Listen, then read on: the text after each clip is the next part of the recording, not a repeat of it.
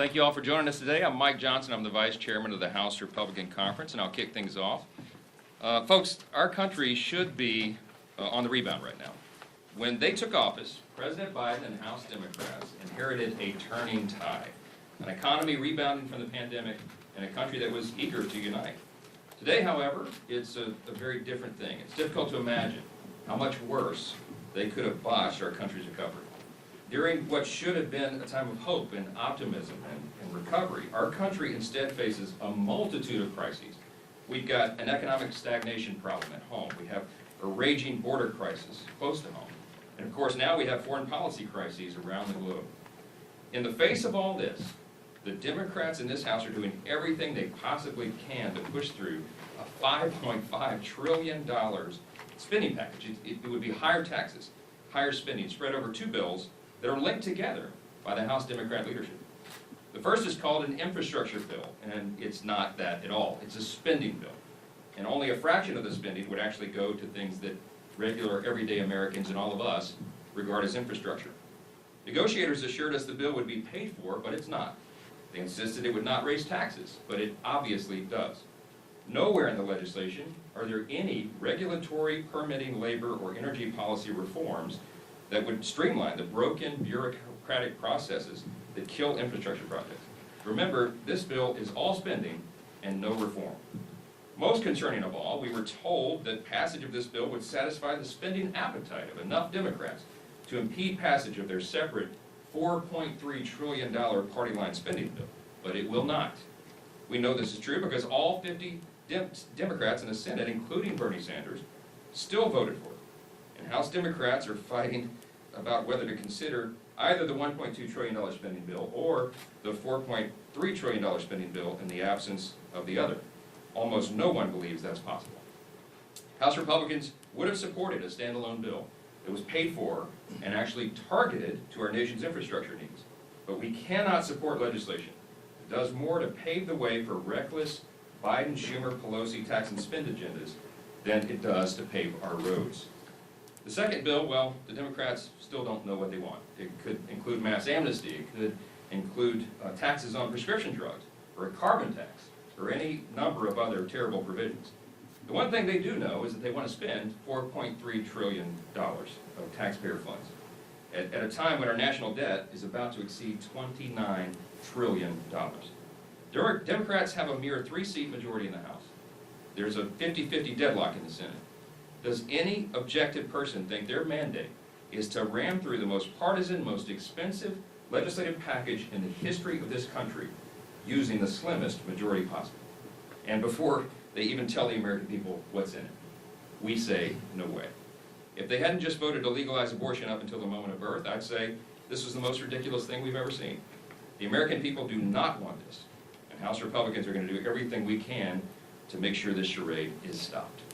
With that, I'm happy to yield to the ranking member on the House Committee on the Budget, Mr. Jason Smith. Good morning. I'm here today because of what Speaker Pelosi announced last night. She announced to the world what we already know, is that she put herself in a box, that the legislative crisis that's before her is won by her own creation, that she needs the progressives to bail her out of this situation of this week.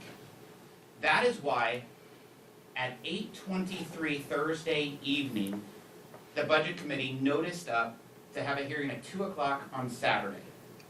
2 o'clock on Saturday took 8 hours to mark up her $4.3 trillion spending bill, with only 1% of the total spending that has been scored by CBO. 1%. She moved this ahead, moved it forward, because she wanted to show some kind of fake momentum with the progressives, that she was still having the reconciliation bill tied in with the infrastructure bill. This $4.3 trillion spending bill is the largest spending bill to ever be brought up in Congress. It is the largest tax increase bill ever brought up in Congress. We are facing the highest inflation that we have since 1981. this will only fuel the fire of inflation. This bill breaks the president's tax pledge that you will not raise taxes on people making less than $400,000. And this rewards their political friends, allies, and donors. They're wealthy environmentalists. And people ask, why would they reward the wealthy? Over $70 million was used by Wall Street to defeat Donald Trump.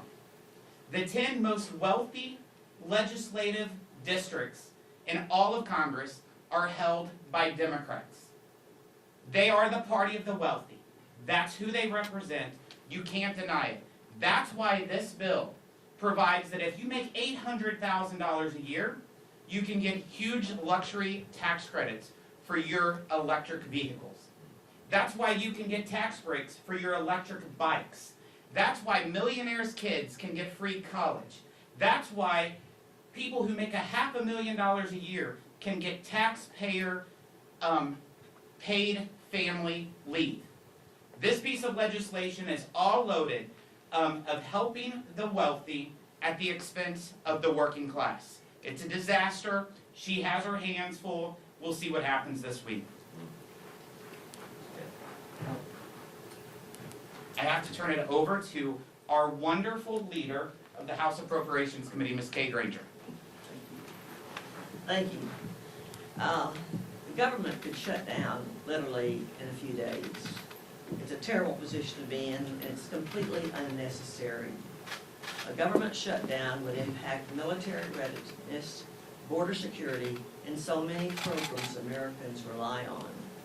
We could have passed a bipartisan continuing resolution last week, but the Democrats attached it to the debt limit. The Democrats did this even though Republicans were clear we opposed tying these two votes together. We'll now see what the Senate sends back before the fiscal year ends on Thursday. But one thing is certain, the Democrats must take responsibility and address the debt limit themselves. With total control of the government, they have the ability to do that. I hope the Senate will send back a CR that both sides can support, but it cannot be tied to the debt limit. And now I introduce fellow Texan Beth Union. Speak to us. This bill that claims to help is actually doing a lot more damage. It includes $180 billion in payoff offsets, which roughly equates to about $400 billion shortfall. This will open the floodgates for massive spending and tax increases on working families as the increased inflation continues to damage our economy. Inflation is causing insurmountable supply chain problems, and this administration is refusing to address port congestion, which is causing a nightmare for builders and construction companies. We're going to have no tools to build back better. All Democrats are doing is throwing money at the issue to check a box with no understanding or plan to actually make infrastructure in this country work better for Americans. Even if we pass this bill, this administration is turning a blind eye to the supply chain problems that are clogging our ports and crippling our supply chain. As you've heard, Republicans want a plan for infrastructure investment, but this is a desperate administration looking for a win to distract Americans from the Biden-caused crises, both home and abroad, while opening the floodgates and trillions more in spending to come by passing this bill. There's no regulatory reforms or at all, which means no improvement, which is going to cause projects to be completed, delayed, plagued with budget overruns, and weighed down in more bureaucratic red tape. It includes $7.5 billion for electric vehicle charging stations, where we're picking winners and losers in this area, and $70 billion in investments for transmissions and battery storage. This is a cost that the private sector can and should bear. It's a handout disproportionately affecting the wealthy. Government will not keep up with the speed of innovation that will happen in the private sector, and will end up paying large sums for outdated technology. Probably the worst part of this bill is only $110 billion of the new spending in this package actually goes toward needed improvements in roads, bridges, and major projects that the American people generally consider infrastructure. In Texas 24, we need new bridges. We have to have work done on our highways. We need investment in our economy, which supports our airports. We do not need overpriced transportation vanity projects and unaccountable billions going to superfluous programs. We need real change and investment in the infrastructure that allows our economy to grow and thrive. Thank you. Good morning. This week, we're going to see an epic battle play out between free market capitalism and big government socialism. That's what's at stake. And clearly, when you see Speaker Pelosi's actions over these last few months, it's been to massively grow the size of government to appease her radical socialist base.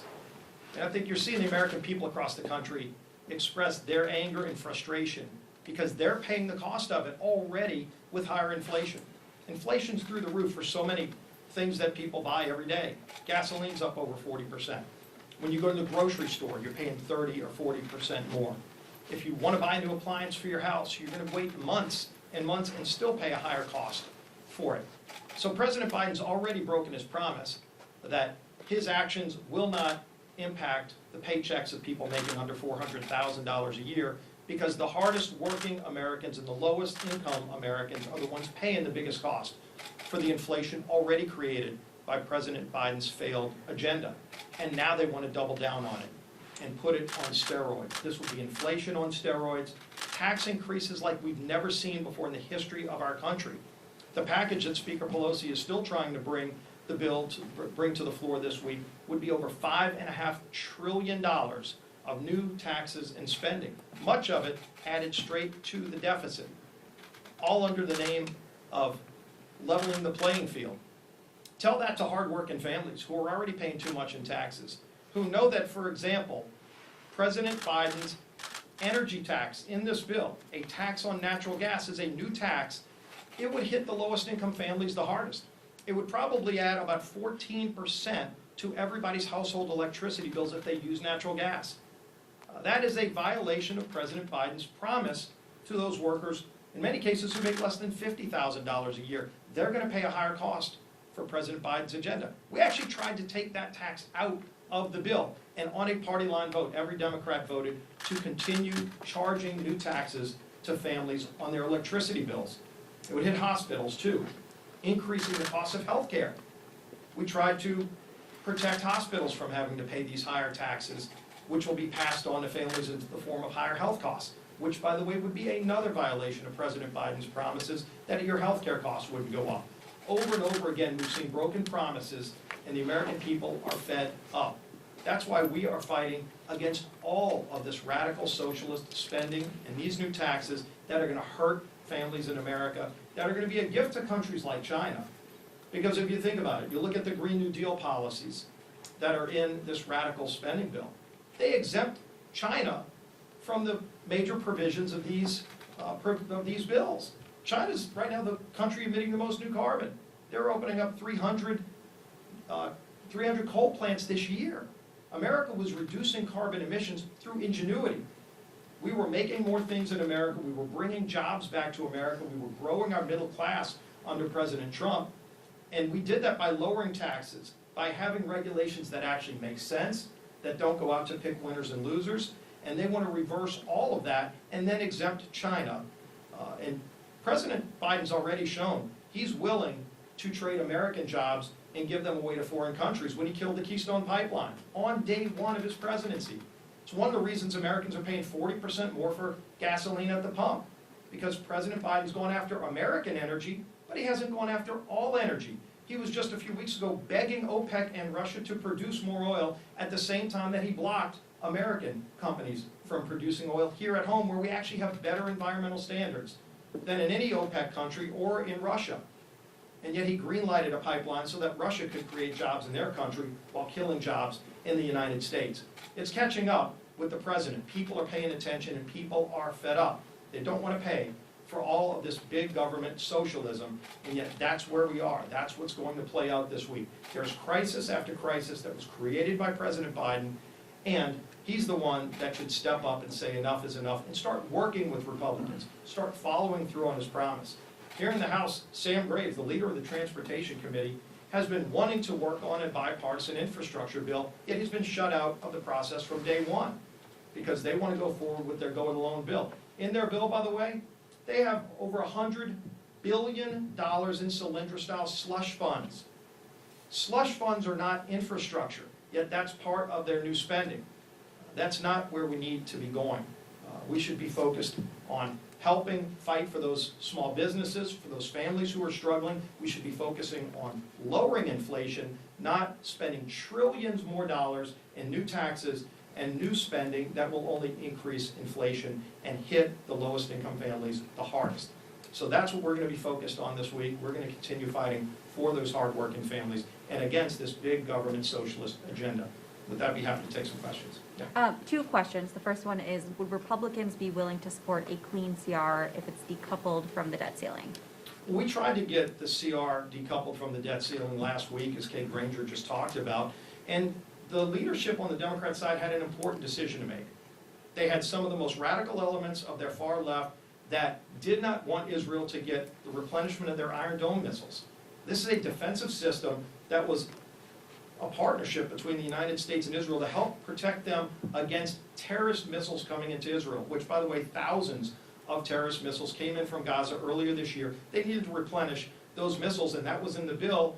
And their far-left radicals said, we don't want to support Israel and have that funding there, so take it out. We said we don't want the debt ceiling in there because we had agreed last year on budget numbers that paid for the relief packages under COVID done under President Trump. All of those were negotiated, they were all bipartisan, and they were all passed in a bipartisan way. This year they've gone it alone on all their spending, and yet they want us to pay the debt for it.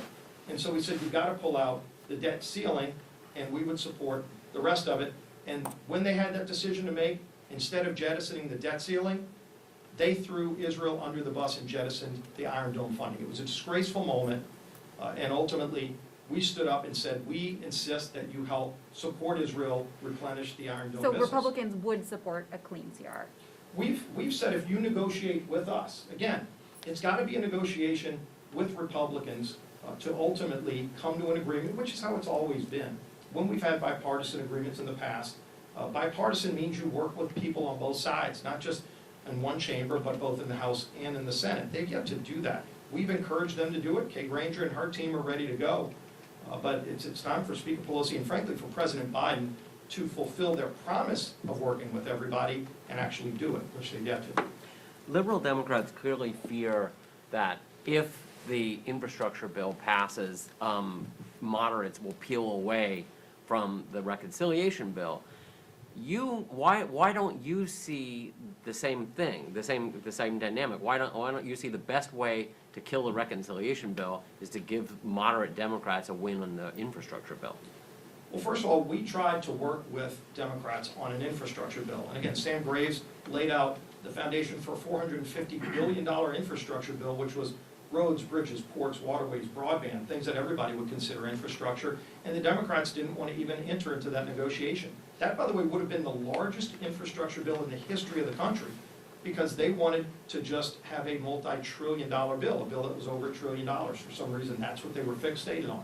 And so that started this process that initially some senators, both Republican and Democrat, had thought they had an agreement with President Biden. And within an hour, Speaker Pelosi and Chuck Schumer went and demanded that President Biden link the two bills, infrastructure with taxes and spending. And from that moment on, you can see statement after statement from prominent Democrats saying that the bills are linked together. And so once they linked them together, it changed the dynamic, and it shut Republicans out of the process over here.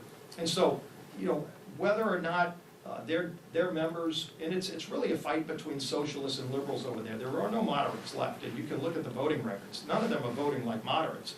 They're either voting like liberals or socialists, and there is a fight amongst the two, but at the same time, show me a time when the liberals stood up to Nancy Pelosi. There have been many deadlines where Speaker Pelosi said, you're going to get a vote on infrastructure by itself. and she blew by the deadline. Last night, she promised again that there would be a vote on infrastructure, and she blew by the deadline. So every time that they've thought they had a win and an agreement to separate the two, Speaker Pelosi linked them right back again, and that's where we are. I'm just curious, so given the very narrow majority that the Democrats have and that progressives are still a little bit weird about this infrastructure vote that's coming on. A lot of people should be weird about that. It's a very dangerous bill for America. How confident are you that every single member in your conference is going to be voting against the infrastructure bill coming up? I mean, I'm talking about every single one. Well, obviously, you've seen some of our colleagues in the press saying that they support that bill. We whipped against it, among many reasons, because Speaker Pelosi and President Biden have put them together as a package, meaning both the tax and spend 4.3 trillion and the 1.2 infrastructure is a $5.5 trillion package. And so we've whipped against it, and we're working to keep that number as low as we possibly can. But again, you've read some of our colleagues in the press saying they're for it. You've read a number of Democrats saying they're against it. All this is going to come to a head maybe this week, but you know, for all we know, Speaker Pelosi might drag this on and on because every time that there's been a deadline, they fail to meet it. Congressman, what do you make of talk that Democrats may bring a clean debt ceiling measure to the floor as early as today? And if they do it, what outcome would you expect? Well, I spoke to the majority leader last week during our colloquy about this, and it seems like it's going to play out in the Senate right now because the bill that was sent over from the House includes the debt ceiling. It's very clear the Senate's not going to take up and pass that bill. They're going to have to do something different. But I think right now it's in the hands of the Senate to determine how they can get to an agreement. Reconciliation is one of the things that's been discussed on the debt ceiling side, but ultimately they sure haven't included us in those conversations, so I couldn't tell you where they're going to go with it. So you're not expecting to see it in the House, a clean debt ceiling bill? It's in the Senate right now, and they haven't tried to engage us in a negotiation on it. They just asked us to vote for their spending. And by the way, their debt ceiling increase that they brought forward was not to pay for things that we all agreed on last year. That was already paid for in bipartisan negotiations. What they're asking for is a blank check between now and the end of December of next year. That was the vote that was taken. So imagine all those Democrats who voted to extend the debt ceiling for things that they don't even know they will ultimately vote for through December of next year, when they've already spent trillions of dollars and they anticipate spending $5.5 trillion in this massive bill that would destroy American jobs. Would it be a bigger challenge to muster a unified opposition against a clean debt ceiling, or do you think that? Well, you saw a unanimous vote against the debt ceiling last week when it came up attached to the CR after they jettisoned Israel's Iron Dome defense funding. And we'll let the budget ranking member. I'd like to add to address that this. too. Since we're talking about the debt ceiling, when we got noticed at 8:23 on Thursday evening of a hearing, I sent a letter to the chairman of the budget committee on Friday, asking that he revise the hearing notice to include revision of fiscal year 22 budget to include the debt ceiling. Mitch McConnell has said clearly just last week how the Democrats can raise the debt limit by themselves and how he will allow it to happen. Secretary Yellen came out today that the debt limit expires on October 18th. The Democrats had the opportunity on Saturday to start the process that Mitch McConnell laid out that said that he would allow to go forward, and they refused to do it. At the start of the budget hearing on Saturday, I made a motion. To postpone the hearing until Monday so that we could revise it and start the process that Mitch McConnell suggested. They failed to do it. It's in their hands. They control the House, they control the White House, they control the Senate, and they have the process and the tools at hand to raise the debt limit by themselves, and they're refusing to do it. Last question. And think about this, they haven't even gotten a Congressional Budget Office score for all of this massive tax and spending that they plan to bring to the floor possibly this week. We've asked for a CBO score. They've acknowledged they don't have one, and they might not even bring it to the floor with a score. So nobody knows what the cost of this is. We know it's in the massive trillions, and the number only keeps going up. That's the biggest concern, is every time you get a revised estimate, because it's not even official, The estimates keep going up by the trillions of dollars. People are looking at this thinking, this is insanity, because it is, and it's driving inflation, and they want to drive inflation through the roof. We'll do one more. Yes. Do you know how many of your members are planning to vote for the infrastructure bill? Yes, I do. Can you share that number with Get a us? number? No. We'll continue to have conversations with those members. I think you all know the rules of the whip operation. We talk to our members, we respect that confidentiality, and we're continuing to have those conversations. But in the meantime, I would invite all of you to come tomorrow night to Washington National Ballpark, where the Republicans will play the Democrats in a very spirited, friendly competition.